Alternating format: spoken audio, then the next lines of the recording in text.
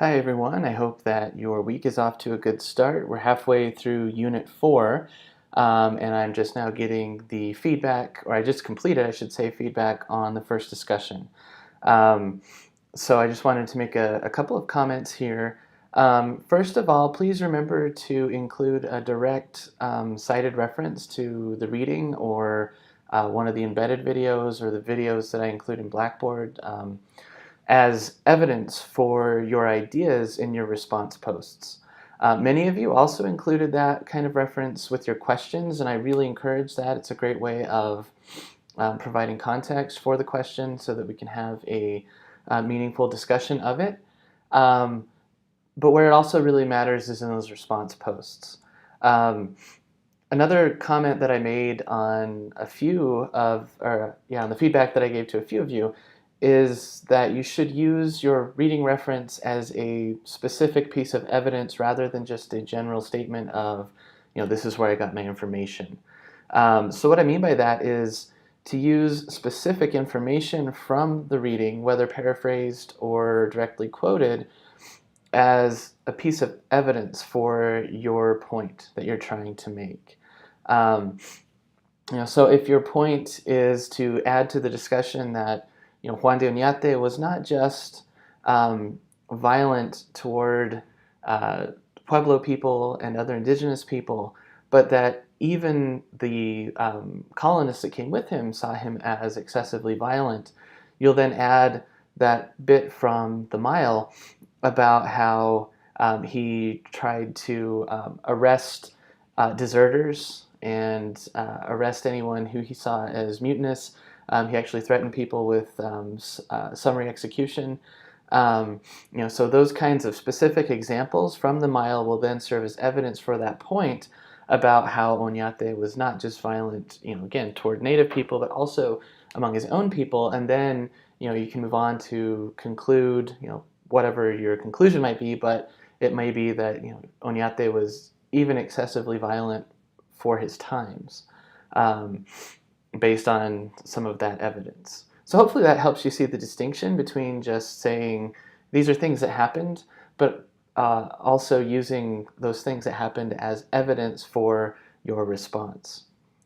We did a good job, I think. A lot of us focused on Oñate, his legacy, the statues and the controversies over those, including the foot being cut off, the protests in El Paso, and so on.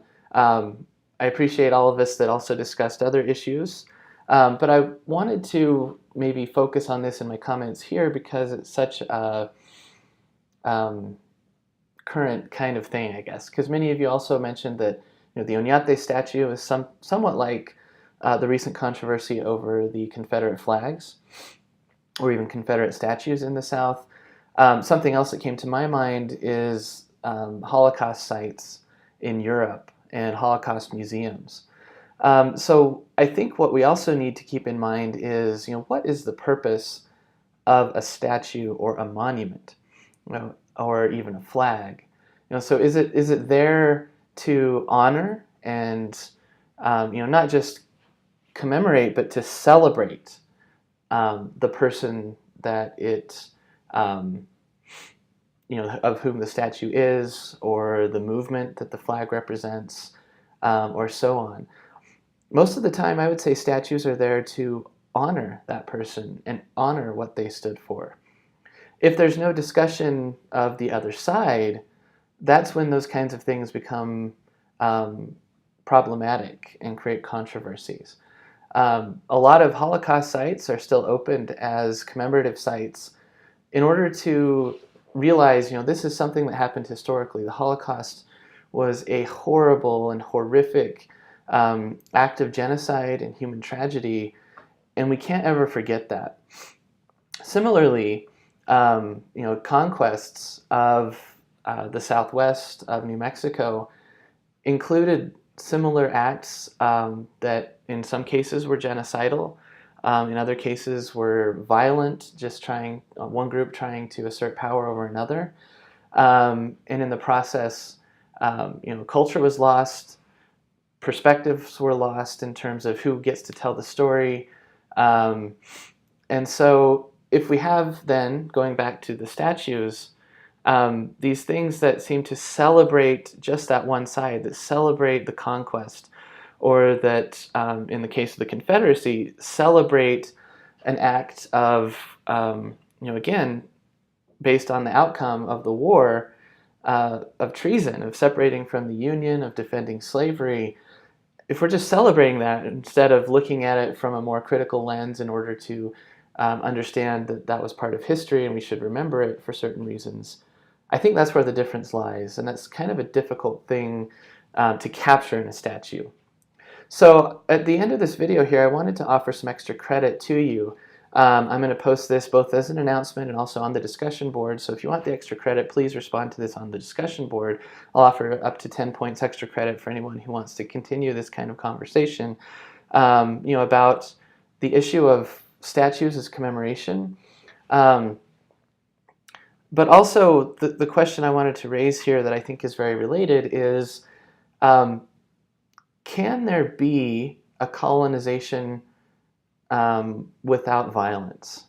So given what the goals of the Spaniards were with New Mexico, and also, as many of you pointed out, by the time of Oñate, and then certainly by the time of Vargas with the Reconquest, there was a sense among Spanish officials that there should be a pacification rather than a conquest, that violence should be taken out of the equation. Yet the goals were still essentially the same thing that they had been since the early 1500s. The goal was to subjugate indigenous people to the Spanish system in terms not only of, they need to pay tribute to Spain and be part of Spain or the empire, but also, they need to change their cultural practices. They need to assimilate to Spanish systems of belief and dress and modes of thinking. So again, if that's the goal, can that be affected without violence, do you think? And why or why not? So there's an opportunity for extra credit if you want it, or at least just an opportunity to keep thinking about this issue. I wanted to thank you here at the end for being respectful to each other on the discussion board and elsewhere, even if you have differing opinions. That's always very important for having civil conversations that will allow us to learn more and gain new insights. So thank you for that, and keep up the good work.